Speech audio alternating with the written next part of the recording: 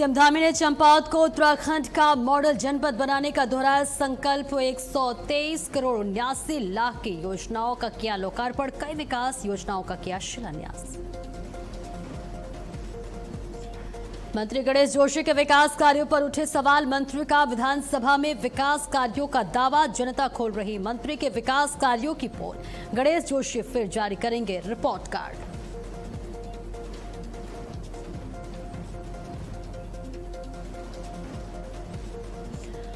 हरिद्वार में खनन पर रोक, मानसून को लेकर जिला प्रशासन का बड़ा फैसला। 30 जून के बाद से खनन कार्य पर लगा प्रतिबंध। श्री हेमकुंड साहिब यात्रा शांतिपूर्ण और सामान्य रूप से जारी। श्रद्धालु उत्साह के साथ कर रहे दर्शन। यात्रा व्यवस्था को श्रद्धालुओं ने बताया सुगम और शानदार। राज्य में हुई मानसून की एंट्री। पहाड़ों से लेकर मैदान तक हुई झमाझम बारिश। मौसम विभाग ने जारी की भारी बारिश की चेतावनी।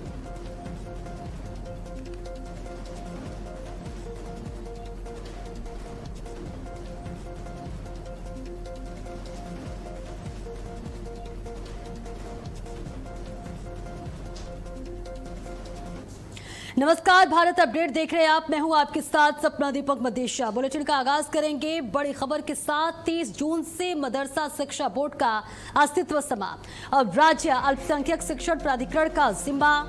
मान्यता निगरानी पाठ्यक्रम पर नई व्यवस्था के तहत होंगे।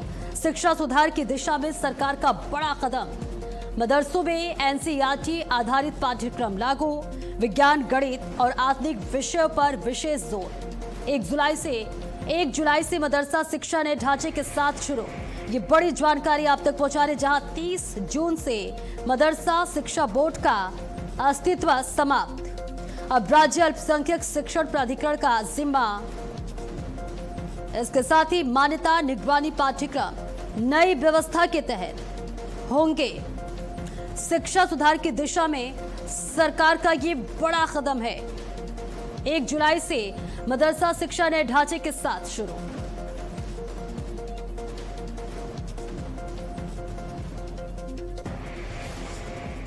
मुख्यमंत्री पुष्कर सिंह धामी ने चंपावत को उत्तराखंड का मॉडल जनपद बनाने का संकल्प दोहराया है। उन्होंने चंपावत में आयोजित कार्यक्रम में 123 करोड़ 79 लाख रुपए की 17 विकास योजनाओं का लोकार्पण और शिलान्यास किया। इसमें कई सड़क, भवन और अन्य विकास कार्य शामिल हैं। इस मौके पर कॉर्बेट ट्रेल का भी शुभारंभ किया गया और सिटी सेंटर के लिए भी भूमि पूजन किया गया। मुख्यमंत्री ने कहा कि सरकार का लक्ष्य चंपावत को शिक्षा, पर्यटन, कृषि और रोजगार के क्षेत्र में आगे बढ़ाना है, ताकि लोगों को बेहतर सुविधाएं और अवसर मिल सके। उन्होंने कहा कि आने वाले समय में चंपावत एक मॉडल जनपद के रूप में विकसित होगा।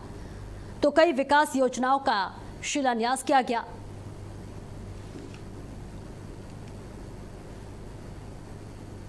और देहरादून में मुख्य निर्वाचन अधिकारी डॉक्टर BVRC पुरुषोत्तम ने सभी जिलाधिकारियों के साथ वीडियो कॉन्फ्रेंस कर SIR अभियान की समीक्षा की। उन्होंने सभी जिलों को जल्द से जल्द फर्मों का डिजिटाइजेशन पूरा करने और अनकलेक्टेबल श्रेणी में दर्ज मतदाताओं का दोबारा सत्यापन करने के निर्देश दिए। बैठक में बताया गया कि प्रदेश में 99% से अधिक गणना फॉर्म वितरित किए जा चुके हैं और 92% से अधिक फॉर्मों का डिजिटाइजेशन पूरा हो चुका है। अल्मोड़ा और चंपावत ने 100% डिजिटाइजेशन पूरा कर लिया है। मुख्य निर्वाचन अधिकारी ने सभी जिलों की प्रगति पर संतोष जताते हुए अधिकारियों को बधाई दी।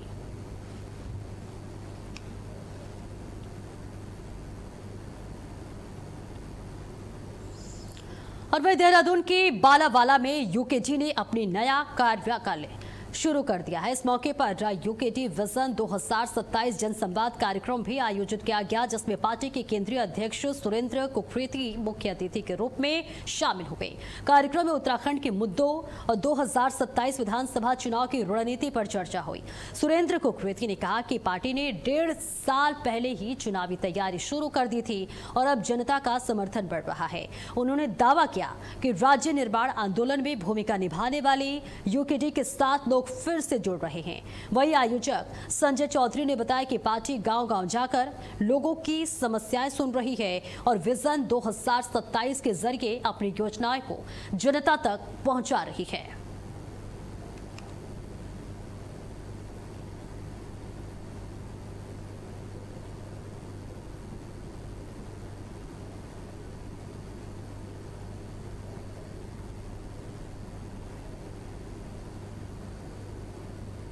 फिर विजन तो करीब 1.5 साल पहले शुरू कर दिया था और मैं समझता हूं कि मैं बधाई देना चाहता हूं तमाम अपने पदाधिकारियों को, कार्यकर्ताओं को कि 1.5 साल पहले जो है चुनाव के बिगुल उत्तराखंड क्रांति दल है क्षेत्र में बजा दिया और जिस तरह जनता का समर्थन उत्तराखंड क्रांति दल को मिल रहा है, ये अपने आप में एक शुभ संकेत है इस राज्य के लिए भी और इस दल के लिए।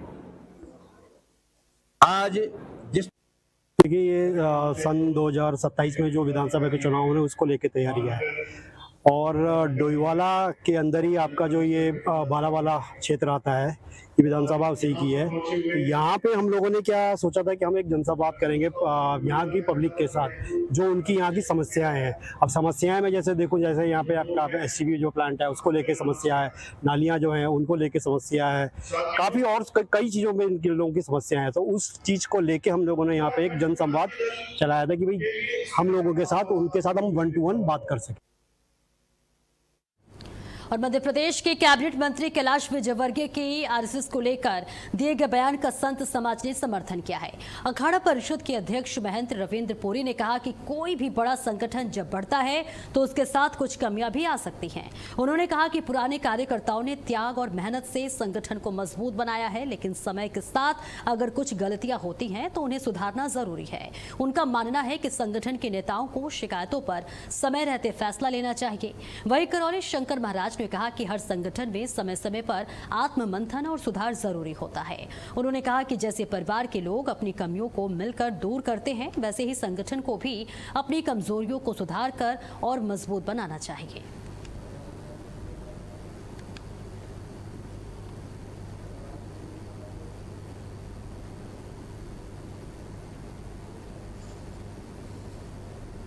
तो विजयवर्गीय के बयान को सकारात्मक यहाँ बताया गया, संघ को और मजबूत बनाने पर जोर दिया गया। ये तस्वीर आप तक साझा कर रहे हैं जहां विजयवर्गीय के बयान का संतों ने समर्थन किया है।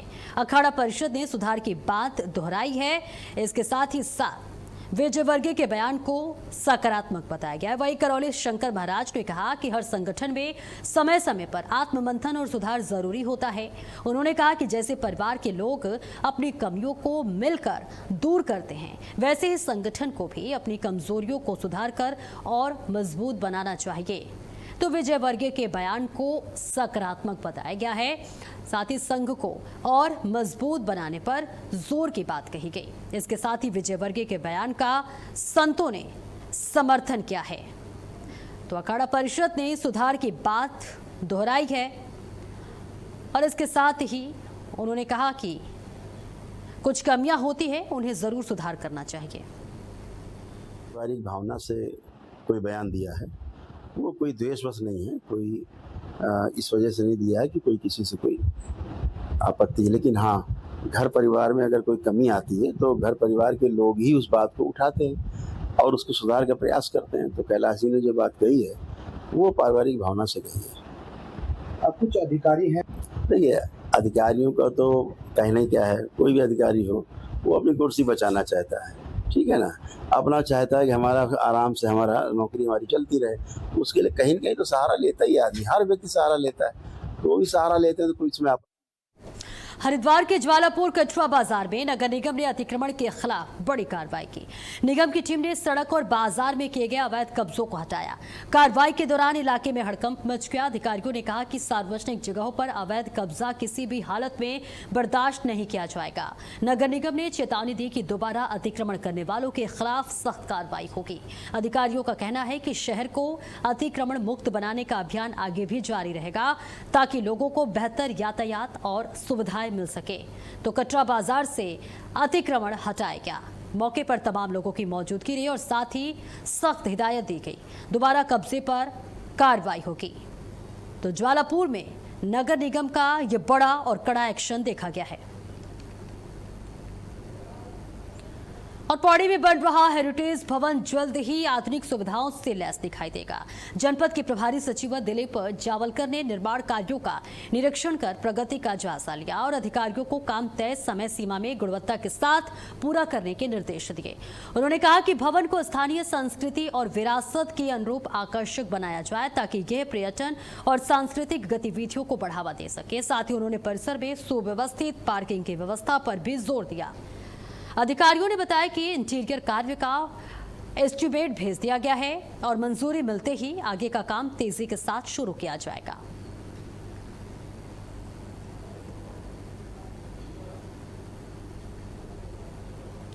तो देखिए, कामों को तेजी के साथ शुरू करने के लिए यहां पर निर्देश दिया गया है, जिसकी तस्वीर आप तक साझा कर रहे हैं। मंजूरी मिलते ही आगे का काम लगातार जारी रहेगा। अधिकारियों ने बताया है कि इंटीरियर कार्य का एस्टीमेट भेज दिया गया है और मंजूरी मिलते ही आगे का काम शुरू किया जाएगा।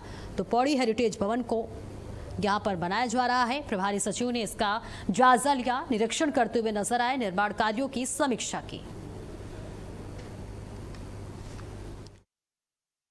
पर काम को पूरा करने के यहां पर निर्देश दिए गए हैं। पौड़ी हेरिटेज भवन को अब एक नया रूप मिलेगा। और हरिद्वार में मानसून को देखते हुए जिला प्रशासन ने बड़ा फैसला लिया है। जिलाधिकारी मयूर दीक्षित ने 30 जून के बाद से जनपद में RBM यानी कि रेत, बजरी, बोल्डर, चुगान और मिट्टी खुदाई पर अग्रिम आदेशों तक प्रतिबंध लगा दिया है। प्रशासन ने सभी पट्टाधारकों और अनुज्ञा धारकों को तय समय के बाद खनन का काम तुरंत बंद करने के निर्देश दिए हैं। आदेश का उल्लंघन करने पर इसे अवैध खनन माना जाएगा और खनन नियमावली और भारतीय न्याय संहिता के तहत सख्त कानूनी कार्रवाई की जाएगी। और साथ ही संबंधित विभागों को प्रतिबंध अवधि के दौरान लगातार निगरानी रखने और अवैध खनन की सूचना मिलने पर तत्काल कार्रवाई करने के निर्देश दिए गए हैं। प्रतिवर्ष मानसून के जो पीरियड होता है उसमें कोई भी तरह का जो खनन होता है, किसी भी तरह के पट्टे या फिर अन्य गतिविधियां सब पर रोक लगाई जाती है। तो इस वर्ष भी 30 जून के जो सूर्यास्त है उसके बाद पूरे जनपद में सभी प्रकार की खनन गतिविधियों पर रोक लगाने के आदेश जारी किए गए हैं। और मानसून पीरियड में सभी जो हमारे श्रमिक होते हैं या फिर जो भी गतिविधियां होती हैं उनमें सुरक्षा को देखते हुए शासन के निर्देश है, इसी को फिर इसी पर इम्प्लीमेंट किया जाएगा। और इस बीच अगर कोई भी गतिविधि की जानकारी प्राप्त होती है तो उसको अवैध मानते हुए उस पर आगे। और पौड़ी गढ़वाल में 20वें राष्ट्रीय सांख्यिकी दिवस के मौके पर जिला अर्थ एवं सांख्याधिकारी कार्यालय में कार्यक्रम का आयोजन किया गया। इस दौरान महान सांख्यिकीविद प्रोफेसर प्रशांत चंद्र महालनोबिस की जयंती पर उनके योगदान को याद किया गया। कार्यक्रम में DSTO राम सलोने ने बताया कि इस साल की थीम प्रशासनिक आंकड़ों की क्षमता को उजागर करना है। उन्होंने कहा कि सही और समय पर उपलब्ध आंकड़े बेहतर नीति निर्माण और विकास कार्यों के लिए बहुत जरूरी है। उन्होंने यह भी कहा कि विभिन्न विभागों के बीच डेटा का सही उपयोग और समन्वय से योजनाओं का बेहतर संचालन, पारदर्शिता और तेज विकास सुनिश्चित किया जा सकता है।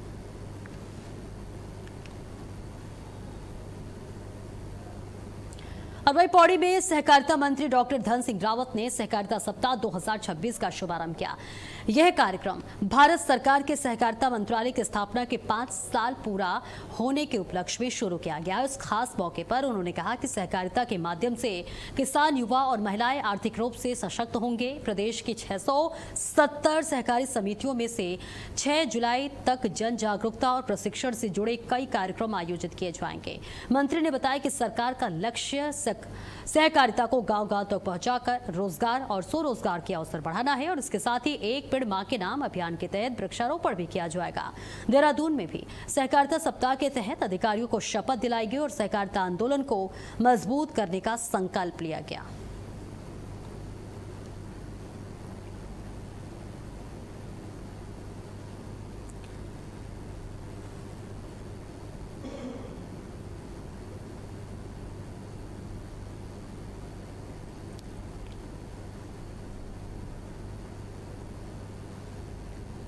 देहरादून पुलिस ने एसएसपी के नेतृत्व में बड़ी कार्रवाई करते हुए सोशल मीडिया पर उत्तराखंड के सभी पुलिस थानों को बम से उड़ाने की धमकी देने वाले आरोपी को गिरफ्तार किया है।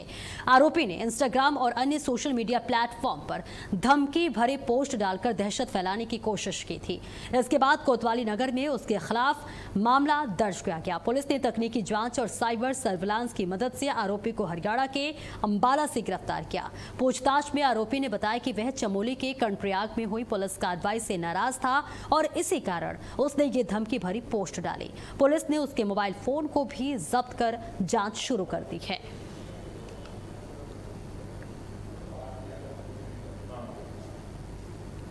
देखिए, दिनांक 21/6/2026 को एक युवक के द्वारा अपनी जो इंस्टा आईडी थी उसकी और अन्य जो सोशल मीडिया प्लेटफॉर्म है उस पर उनके द्वारा उत्तराखंड में जो स्थित हमारे पुलिस थाने हैं उनको बॉम्ब से उड़ाने की धमकी दी गई।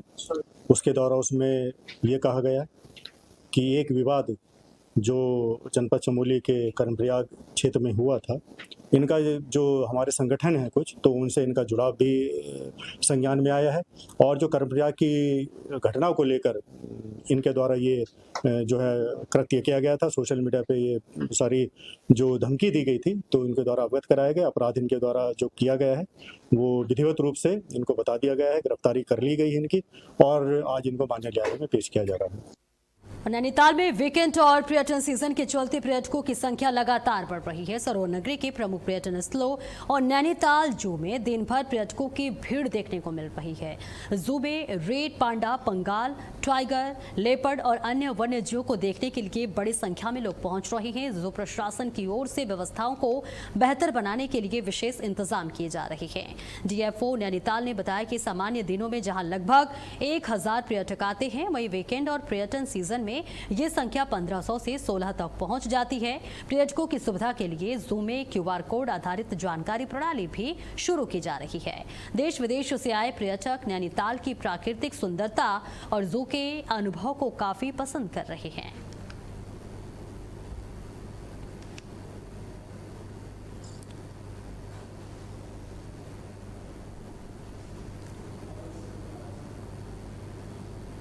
तो लगातार पर्यटक यहां पर पहुंच रहे हैं। 1500 से 1600 पर्यटकों की संख्या हो गई है, जहां वीकेंड पर सैलानियों का सैलाब उमड़ता हुआ नजर आ रहा है। नैनीताल जू बना प्रमुख आकर्षण का केंद्र, जहां तमाम पर्यटक यहां पहुंच रहे हैं और ऐसे में यह अंदाजा लगाई जा सकती है कि 16 तक संख्या पहुंच सकते हैं। ऐसे में नैनीताल पर्यटकों की यहां पर भीड़ लगनी शुरू हो रही है। वीकेंड पर सैलानियों का सैलाब देखने को मिला, तो ये तस्वीर आप तक साझा कर रहे हैं।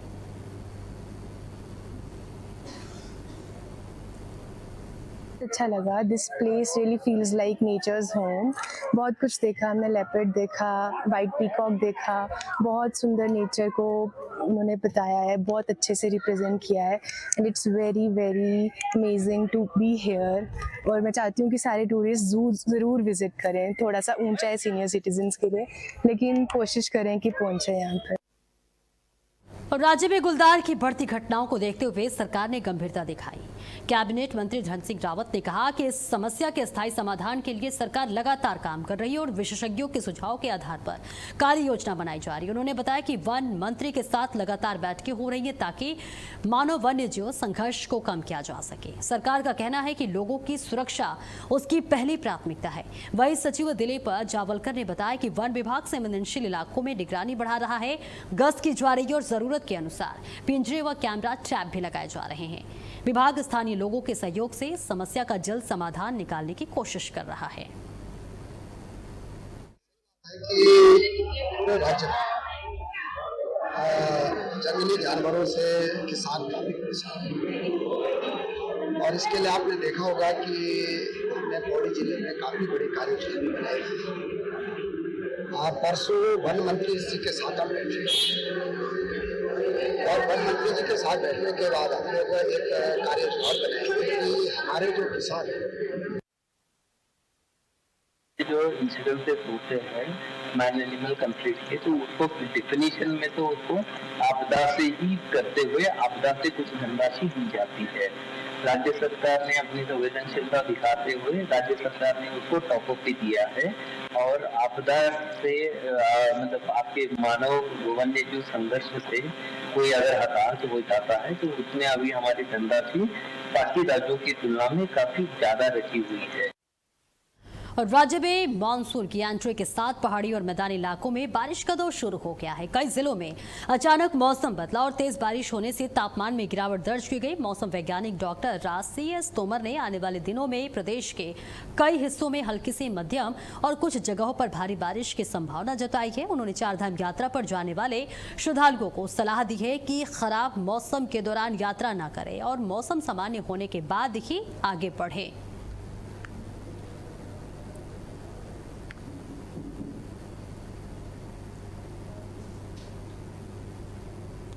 तो कई जिलों में अचानक मौसम का मिजाज बदल गया। मौसम विभाग ने अलर्ट जारी किया है और इसी के साथ साथ मौसम विभाग ने सलाह दी है कि खराब मौसम के दौरान यात्रा बिल्कुल ना करें और मौसम सामान्य होने के बाद ही आगे बढ़ें। तो प्रदेश भर में लगातार बारिश का दौर जारी है। कई जिलों में अचानक मौसम का मिजाज बदलता हुआ नजर आ रहा है, जिसके बाद मौसम विभाग ने अलर्ट जारी किया है। सलाह दी है कि खराब मौसम के दौरान यात्रा ना करें। इसके साथ ही आपको बता दें कि प्रदेश के कई हिस्सों में हल्की से मध्यम और कुछ जगहों पर भारी बारिश की संभावना जताई गई है और जिसके साथ ही उन्होंने चारधाम यात्रा पर जाने वाले श्रद्धालुओं को सलाह दी है कि खराब मौसम के दौरान यात्रा न करें और मौसम सामान्य होने के बाद ही आगे बढ़ें। तो प्रदेश में मानसून की एंट्री हो गई है। लगातार बारिश हो रही है। प्रदेश भर में बरसात का दौर जारी है और कई जिलों में अचानक मौसम का मिजाज बदल गया। कई ऐसे जिले हैं जहां पर अलर्ट भी जारी किया गया और लगातार मौसम विभाग ये हिदायत देता हुआ नजर आ रहा है कि जब मौसम खराब हो तो यात्रा ना करें, मौसम सही होने के बाद ही आगे बढ़ें। देखिए, अभी ऑलरेडी प्री मानसून एक्टिविटी काफी हो रही है ऑलरेडी। को खास तौर से कुमाऊं रीजन में अभी जो है कल परसों भी हमारे को जो है हेवी रेनफॉल, काफी भारी वर्षा जो है प्राप्त हुई है 5-6 स्थानों पर। और जो मानसून का स्थिति है जैसे आप बता रहे, तो 1 से 2 दिन में ऐसा जो अभी संभावना बन रही है कि 1 से 2 दिन में उत्तराखंड में एंटर कर जाएगा मानसून।